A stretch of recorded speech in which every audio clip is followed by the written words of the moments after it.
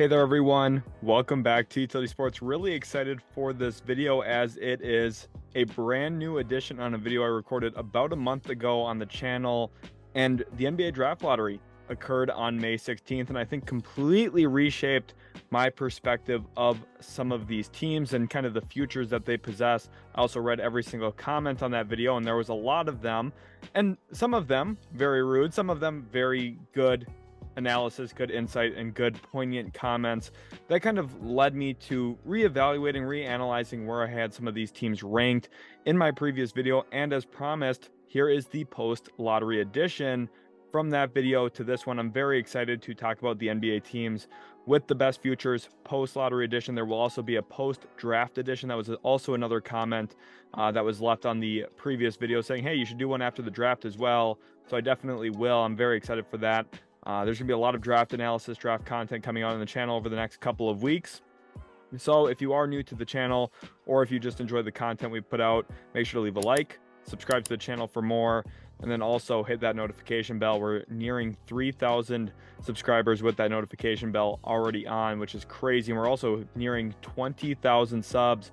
We just hit 19,000. So huge shout out to you guys. You guys have been really helping out the channel, so I really appreciate that. That's why we keep pumping out the content here daily at Utility Sports.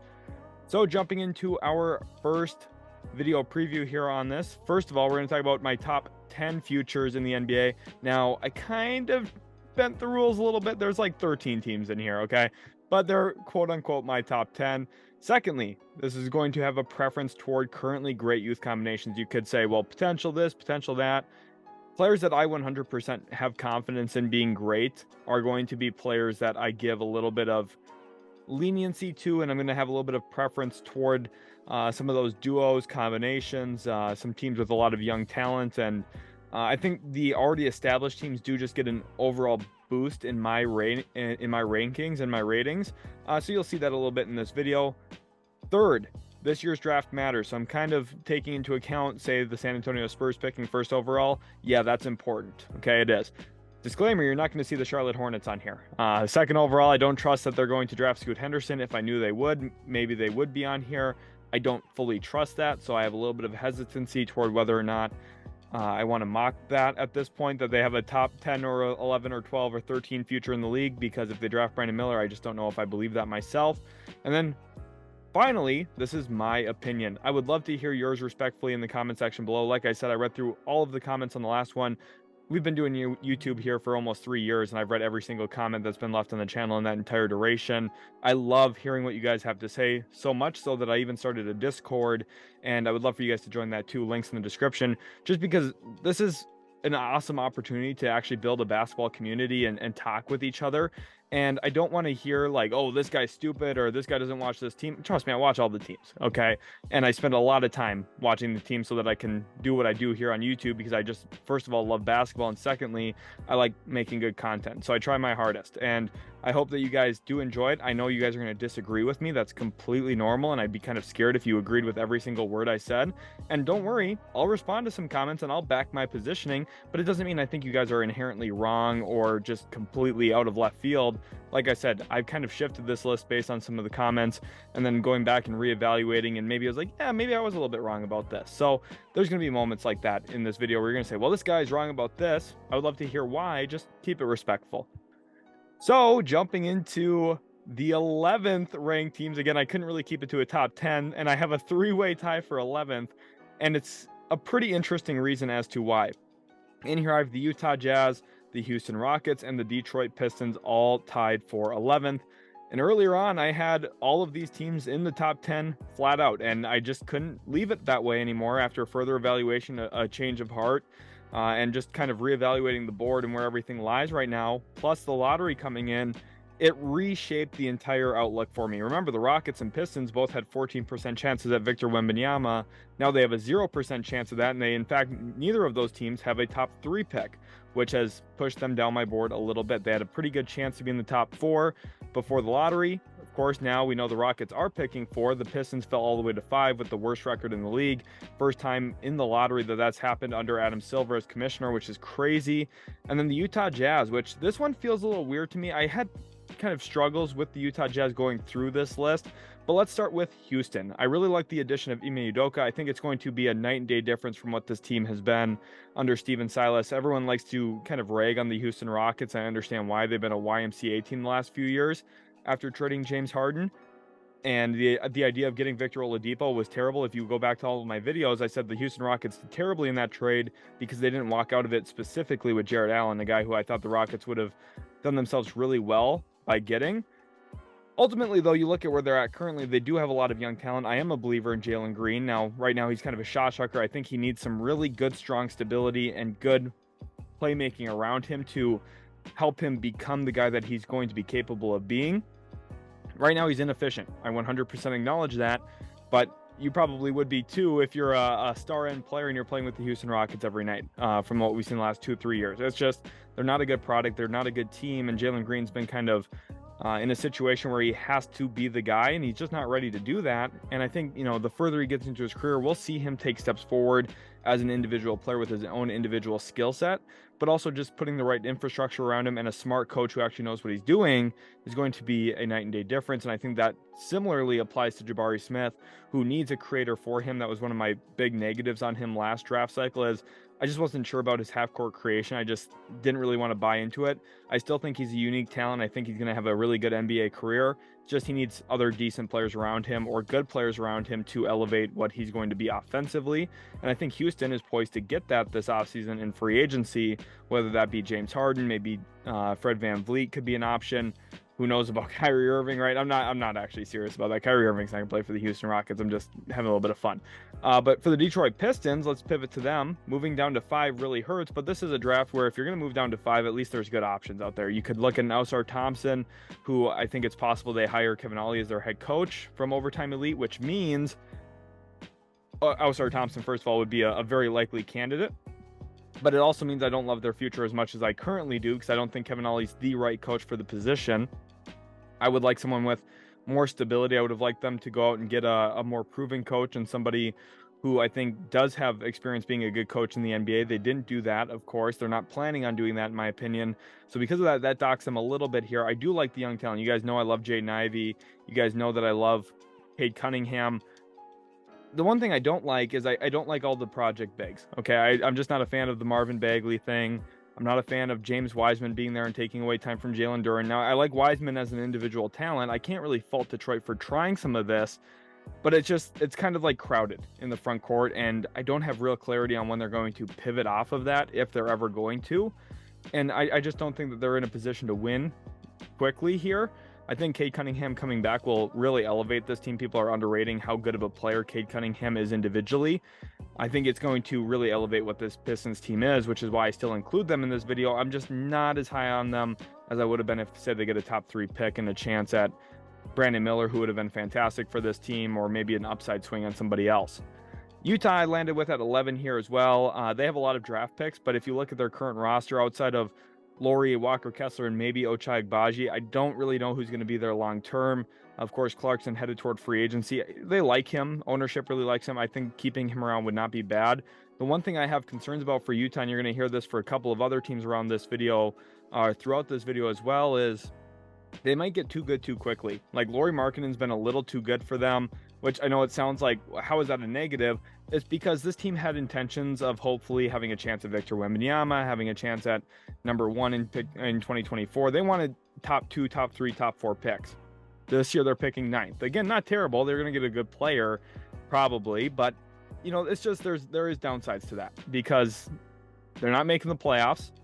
They're not making the play-in, but they're not getting the top pick in the draft, and they don't really have a great shot at it either. So for me, it does hurt their future a little bit because I'm just not sure when they're going to actually hit the bottom. And once they hit the bottom, they have a good chance at actually adding top-end talent in the draft, and I think that could go a long way in helping this team. I don't think Danny Ainge made all of the moves to try and be the team that's finishing 12th in the Western Conference, okay? I think he wants to either finish 14th or 15th, or he wants to finish in the top 4. That's really where he wants to be, and 12th is not either of those spots. So we'll see what happens with them. But again, I'm putting them in the top half of the league here. I think that they are in a pretty good spot overall, and I think that if something goes right, like if Minnesota or Cleveland completely crumbles and falls apart, and Utah has all of those assets, then Utah's in the driver's seat. Maybe they trade Lauri Markkanen at some point and cash in on his performance for them this past year. I don't think that would happen this offseason, but maybe a year or two from now, then Utah might be cooking with something where they get to the bottom and they have all these assets that are kind of turning around and turning into stuff. That's maybe when we see Utah take a step forward. As of right now, it's kind of hard for me to project how that exactly looks, though. Moving on to team number 10, I have the Indiana Pacers, a team that notably was left off of my last ranking, and after further evaluation, I was just wrong about this. So I appreciate everyone who commented saying, hey, how do you not have the Indiana Pacers here in your top 10 futures? You are 100% correct. Now, the reason they're down at 10 is kind of the same concerns I had about the Utah Jazz just now. Is with Tyrese Halliburton, there really is no long-term rebuild for this team. There's no, hey, we're going to tank out and hit the bottom. When Tyrese Halliburton misses games, this team is still bad, but when he plays, they're actually pretty good. And that's a testament to how good of a player he is. He is the face of the franchise. Tyrese Halliburton was a fantastic addition for Indiana. Of course, Domantas Sabonis had such a good year for Sacramento that you might say, look, it's an even trade. I still would prefer to have Tyrese Halliburton. I think the playoffs showed as to why maybe a little bit, because Sabonis did not have a very great first-round series against the Golden State Warriors. And I think Tyrese Halliburton is going to be a fantastic playoff performer once he finally gets there. And Benedict Mathurin, I liked him a lot out of Arizona. Last year, they took him 6th overall. And this year, they own the 7th pick in the draft. There are rumors that they'd like to trade up. They also have picks 26 and 29. I think a very likely outcome would be that they trade those 2 picks either for an established player. They also have pick 32, so maybe it looks like 26 and 32 for Dorian Finney-Smith possibly, or they trade 26 and 29 to move up to where either the Lakers are picking at 17, maybe where the Warriors are picking at 19. I think those are 2 realistic spots we could see Indiana jump up to. Who knows, maybe Portland could move down from 3 to 7 in a deal. I'm not exactly sold on that being a likely outcome at this point, though. So Indiana, for me, the reason, again, that they're not higher is I think that they're going to be too good. They're not going to ever get another top 3, top 4 pick to build around with Halliburton.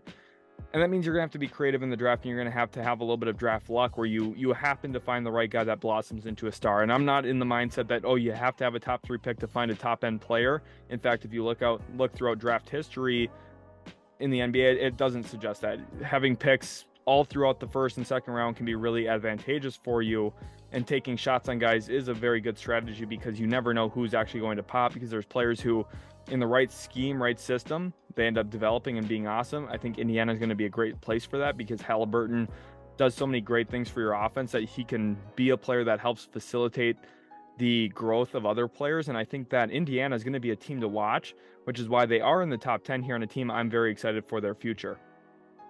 Moving on to number 9, here we have the Memphis Grizzlies. And this one feels a little weird to me because earlier on, the Grizzlies were quite a bit higher on my top 10 list. And I think for them specifically, you could make an argument that they're one of the best teams in the league right now. I know they lost in the first round. I think the fact that they did not have Brandon Clark or Steven Adams against the Lakers did really impact that series because they just could not put pressure on the rim.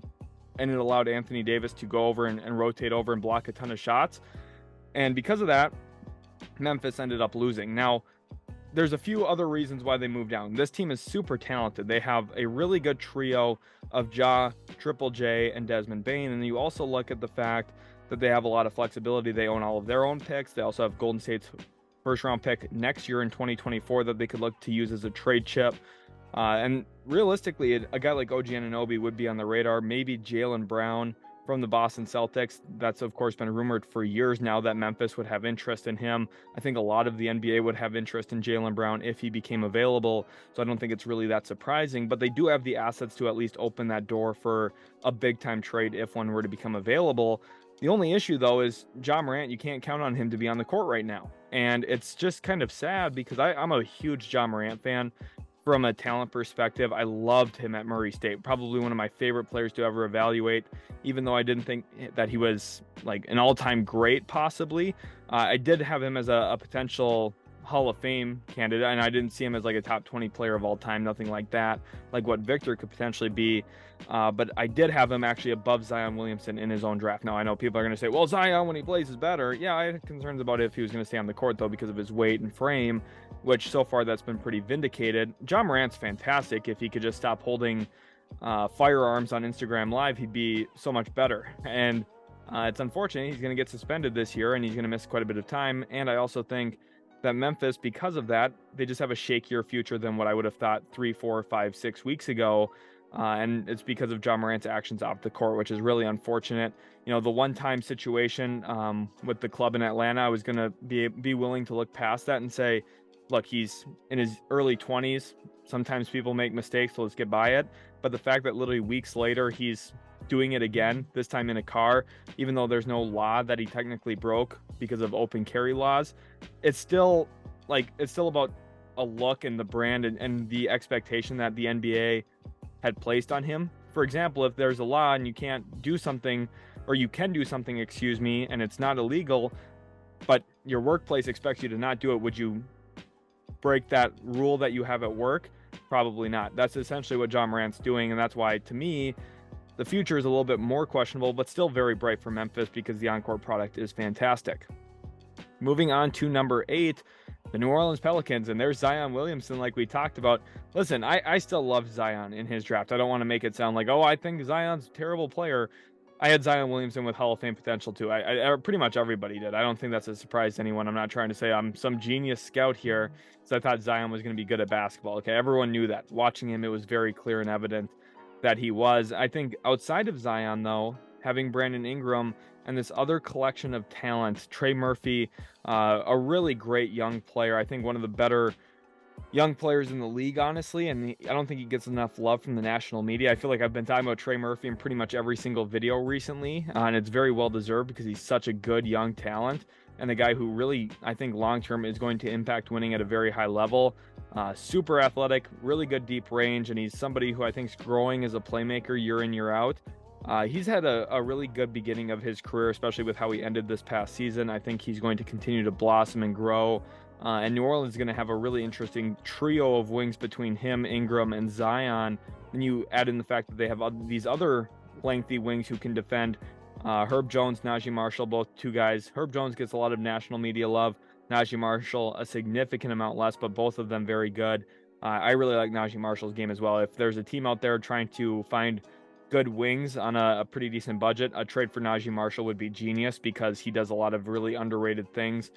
Plus, they have a ton of picks. They have picks from the Lakers. They have picks from the Milwaukee Bucks still from the Drew Holiday trade. They have pretty much all of their own draft picks for the most part. This team is loaded with assets, and I think if there's one thing that separates them from the Memphis Grizzlies, it's not even that Zion's more available than Ja, because he really isn't.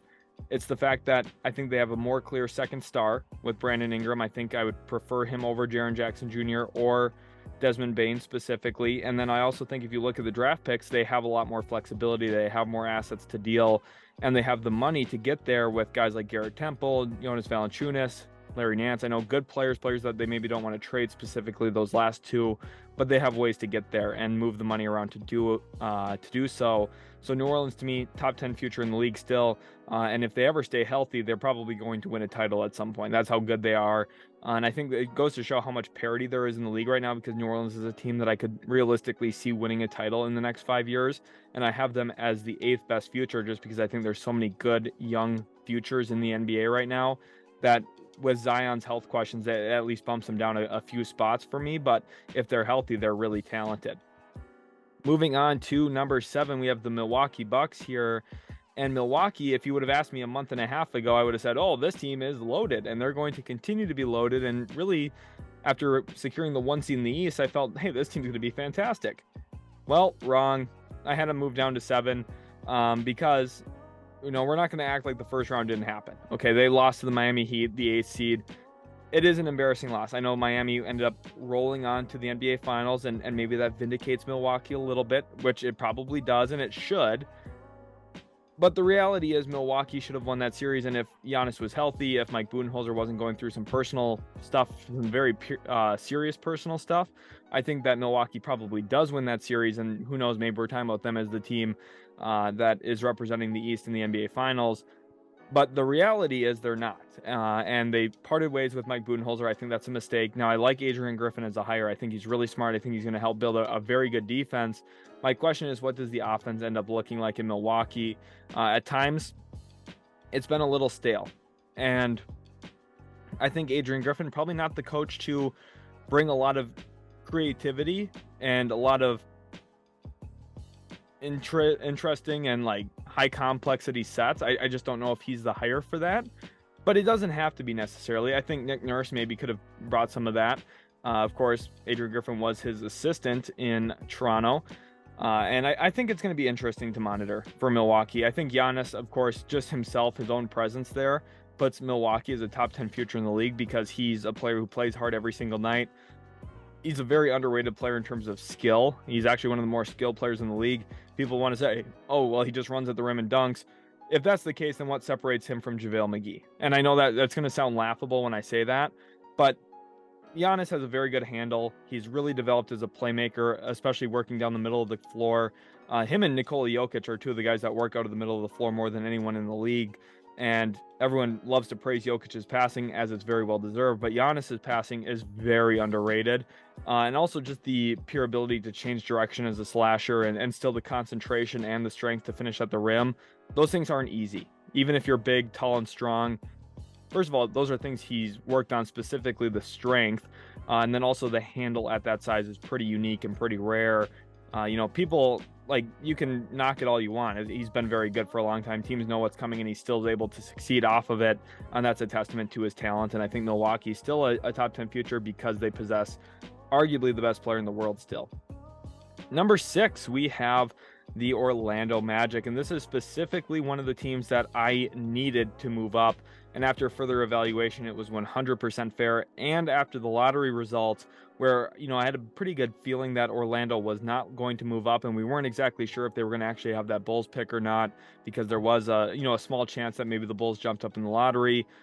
I wasn't sure exactly where to rank Orlando, and I just had them too low in the last one. I think I had them 10th, and I moved them up significantly here, all the way up to 6, with Houston, Detroit, Utah all falling. Orlando jumps up above all of those teams, and I think it's very well deserved. Because right now there's a strong argument that Paolo Banchero could be the best player amongst all of those teams. I think a lot of people would agree with that specifically. You also look at Franz Wagner and his development from where he was a few years ago for Michigan to where he currently is as a player. It's night and day. He's taken huge strides forward. A lot of what he did at Michigan was out of advantage and off of dribble handoffs, and now he's just flat out able to break guys down and get to the rim and pass out of it. He's a phenomenal playmaker. For his size specifically, not someone who's going to average 8 or 9 assists a game, but he's going to be able to move the ball, get to the rim, drive and kick, and Banchero does that too. I believe Banchero averaged nearly 5 assists a game this past year. Now, he was very high usage. The 3-point percentage still is a question for me, and it's not just like looking at a stat sheet and saying, oh, well, the 3-point percentage is low. That was a concern for me when I evaluated him as a prospect. Okay, Banchero's game, remember, this is a player who I said before the draft was going to win Rookie of the Year. I had no surprises. I have videos up on the channel, multiple of them, where I say Paolo Banchero will win Rookie of the Year.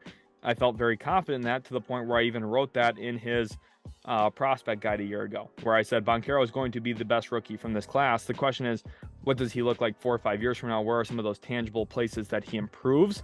I think the year 1 development we saw from him was good. I think that he took steps forward as a playmaker further from where he was at Duke. I also think some of the shot making and finishing around the rim, he got a lot of repetition as a guy who had the ball in his hands and was forced to be the number 1 creator. And of course there's downsides to that, like Orlando maybe being not as good as they could have been, and also Banchero's efficiency being lower. But there's also significant positives to it, which is he was forced to be the number 1 guy, and because of that, he now understands what it takes to be that. He sees what areas of his game he needs to grow, and if he continues to take steps forward and just specifically improve his shooting touch from behind the arc, he becomes a dominant player and an all-world player, which is what Orlando is going to be relying on. And they have 2 good picks now. After the lottery, we know where they sit. They have pick 6 and pick 11. You could look at any combination of, say, Cam Whitmore, Ausar Thompson, maybe Jarris Walker, Taylor Hendricks could all be in the table for them. Who knows? Maybe even Anthony Black could be in consideration. And then at 11, you'd hope maybe they come back with a shooter. Grady Dick, Jordan Hawkins, 2 good options there. Maybe somebody falls from that initial group, and at 11, they're in a position to snag him. Would be interesting to see. But I think Orlando, it's funny because you look at what this team is, and just the Vucevic trade in general kind of set this whole thing up. That's how they got Franz Wagner. It's how they ended up tanking basically for Paolo Banchero. Not that they intentionally did that as much, but they kind of chose a direction to retool and kind of bottom out pretty quickly. And then from there, they were able to get a high pick. In fact, the first overall pick and draft Banchero, and they already had some pretty good surrounding depth. You look at, guys like Markelle Fultz, Cole Anthony took a big step forward this past year. Orlando's a really good young team. My one question is, did they advance too quickly as well? Because this is a team that could maybe make the play-in or the playoffs next year if things go right for them. Did they get too good too quick to maybe continue to add more and more and more young talent? It's kind of a double-edged sword, because I've said that for a few teams, and the reason some teams stay at the bottom is because their talent's not very far along. For example, Houston, I think that Houston's young players needed some time to develop and progress, and they didn't have a coach there to succeed. So, it's a negative, right? But at the same time, it allows you to stay at the bottom and get more good young players who you hope maybe all hit their stride at the same time, and then maybe it elevates your ceiling a little bit more. There's a good argument to either side, right? Because Orlando, you have Banchero, you feel really good about him, and long-term, maybe he becomes one of the top 5, 10, 15 players in the world. I'm a little bit lower on him than others, but I do see some of the possible pathways that with the right development pathway and with the right actual internal progression, Orlando can maybe become a really dangerous team pretty quickly. Moving on to number 5, here we have the New York Knicks. And in the last video, this one was a pretty big surprise for people. And I still think that with where my position was, I moved down a little bit on them, just a hair.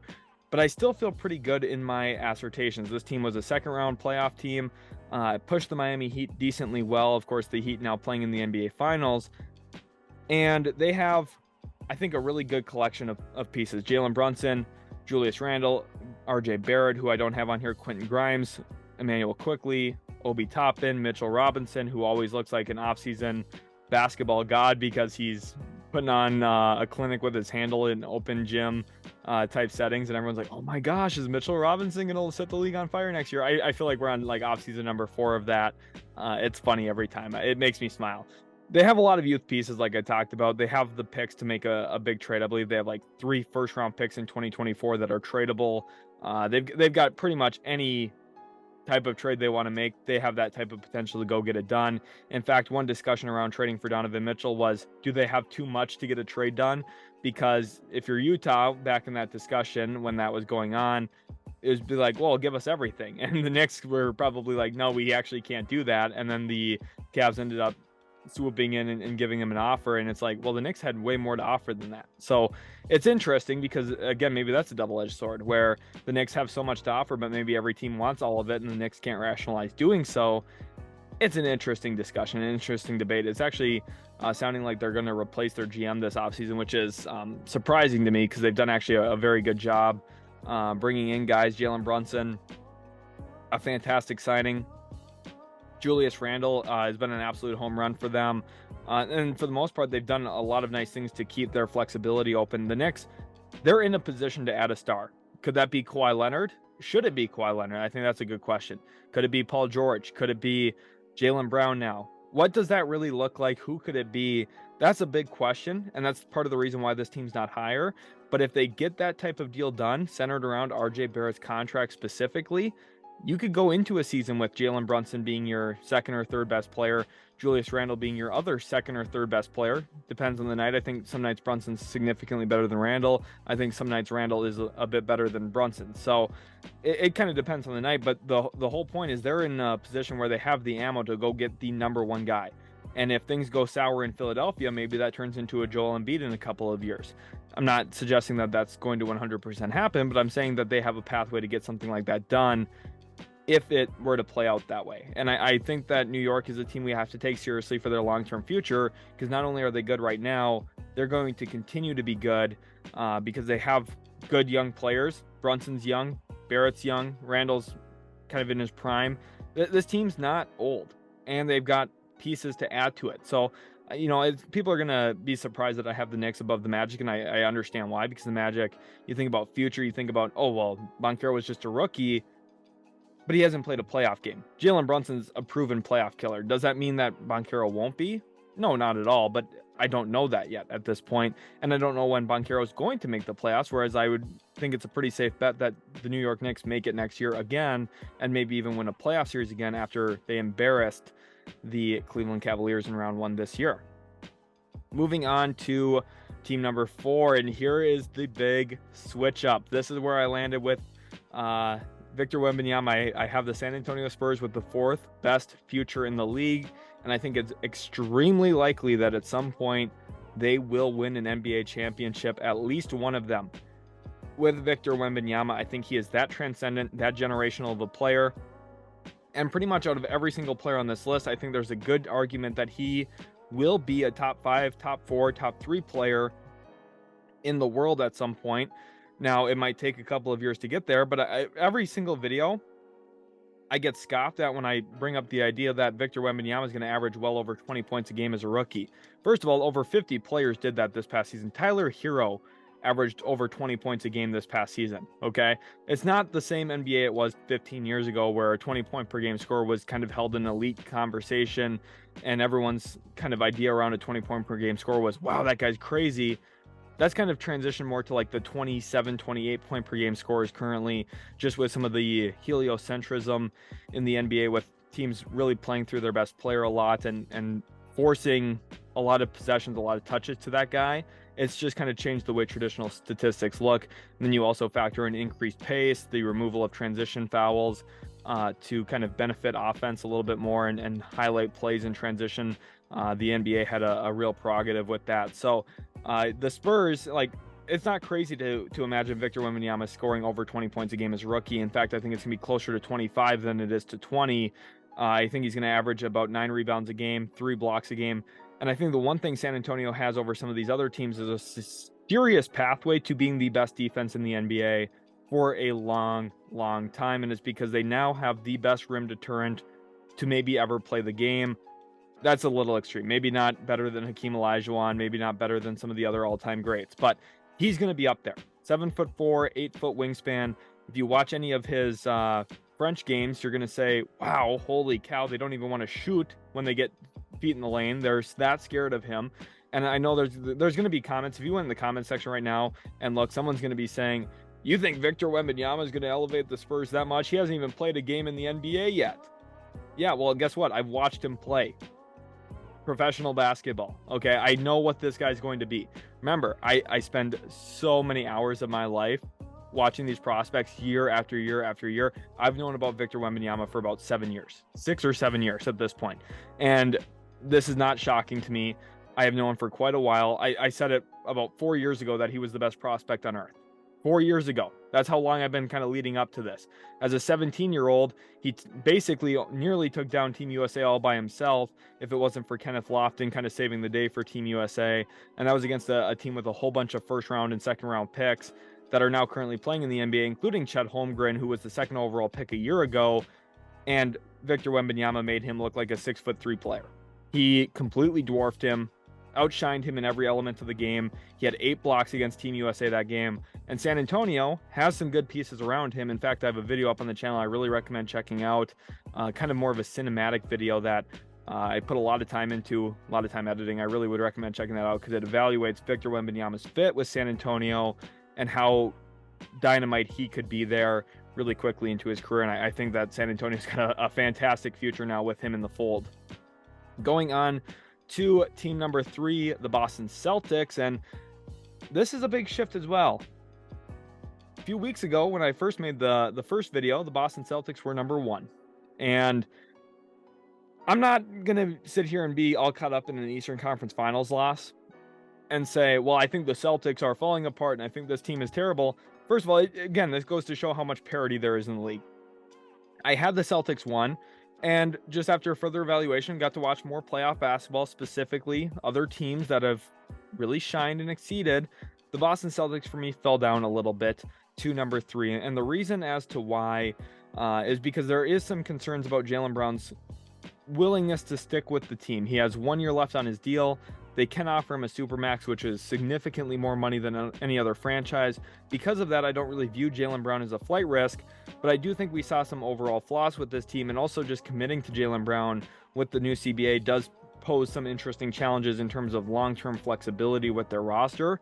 Now, I think that there are creative workarounds to that if you're Boston, and it begins with keeping everybody and using your bird rights to hold on to your talent and continue building a really good long-term team. And Tatum and Brown are 25 and 26 years old, respectively. This team is still really dominant, really good. This is a top 3 future. And at some point, I think the Boston Celtics likely do win an NBA championship with this duo as long as they stay together. And I hope for Celtics fans that they do. I know a lot of people probably on Twitter saying, oh, trade Jaylen Brown. I don't really think that's the solution. I think it's about more internal development, working on certain things as a team, and finding ways to get both Tatum and Brown going downhill a little bit more. I think, with Joe Mazzulla specifically, Ime Udoka did this quite a bit as well for Boston, but specifically Mazzulla, they became very three-point centric, which isn't a terrible thing. You do want to shoot a bunch of threes in today's league. The math suggests that. All of the advanced analytics say the more threes you shoot, the better, because they're worth so many points compared to every other shot on the floor. And players make it at a high enough rate for it to be worth shooting. But the issue is Boston, I think, needs to keep teams a little bit more honest, and that really comes down to dribble drive penetration. You think about when Jason Tatum's at his best, typically it's driving through contact, getting to the rim, and being an all-world type of finisher when he gets there, something he's really progressed at from his time in college to where he currently is as a pro. And I just want to see Jason Tatum continue to get to the rim, and I want to see Jaylen Brown get to the rim. And for Jaylen Brown, if you're looking for progression, people don't consider this enough when it comes to team building and continuity and how you can take steps forward without making some big trade or some big free agent acquisition. How about you get Jaylen Brown in the gym and give him reps as a driving kick guy? And you teach him, like, this is something we need from you consistently. We need you to drive, use your physical frame, and then you have to count the defenders in front of you. And if you're seeing a second or third body, the ball needs to get kicked out. Because at times, Brown doesn't do that, and it's a real struggle point for them because he ends up putting up a bad shot, and typically it leads to a transition look on the other end because missed layups, missed close shots typically do end up resulting in pretty good transition opportunities for the other team. I think Boston's still in a really strong position long term. I just do have some questions about what is Jaylen Brown's commitment to the Celtics, and then also, do they do something stupid and blow it up? And I hope not. I don't think Brad Stevens would do that. He's been a fantastic executive so far since transitioning to that role from their head coaching role a few seasons ago. Brad Stevens pretty much won every single trade he's made. He's been very active on the trade market, and we'll see if that continues or if that changes this offseason. Going on to my second ranked team, and this is the Oklahoma City Thunder, who actually do leapfrog the Boston Celtics in this one. I had them second last time. They stay second this time, and it's because I'm a real big believer in what this team actually does have on their roster. Specifically, Shai Gilgeous-Alexander. I think everyone acknowledges him as a top 10 player in the world at this point. He was voted All-NBA first team. I was a real big pioneer of that. Not necessarily just saying, oh, well, he deserves this, but making videos and saying, look, I think Shai Gilgeous-Alexander is one of the best players in the entire world. And it's kind of funny because he completely altered his game, went from shooting a good number of three-pointers to kind of more of a slashing mentality, which is really kind of what Oklahoma City is looking to do in general now, with a team very capable of driving and then kicking out to shooters out on the perimeter. Everything is kind of the way that it's supposed to be, and that's the way that I was just referencing for Boston to play of, look, let's get downhill first and then open up perimeter shots that way.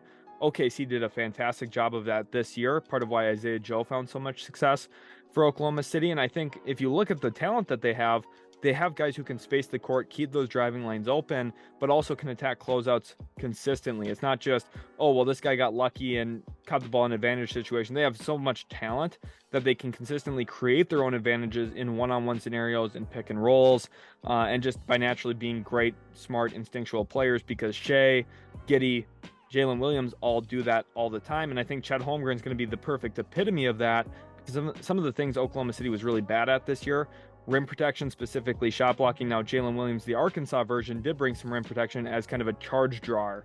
Completely different way to do it, but it's still very effective because you turn opposing team drives into charge calls and the ball's going the other way. But Chet Holmgren, he's going to block some shots, and he is going to bring some serious length, some serious shot making, and some serious ball skills for a position that it's pretty rare to have that.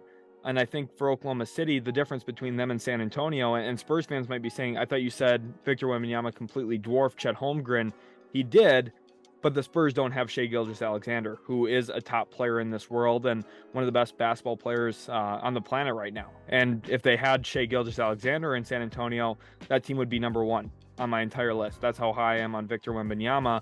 But Shai Gilgeous-Alexander and Chet Holmgren plus Giddey, Jalen Williams, and the 12th overall pick this year, and a whole bunch of other picks to make trades with. Sam Presti is in a phenomenal position, and it's all really deeply rooted in Shai's development as a player from where he was with the Clippers as a rookie to where he currently is now. Just the internal progression we've seen from him is remarkable. And honestly, he is one of the most improved players in the league over the last 3 or 4 years.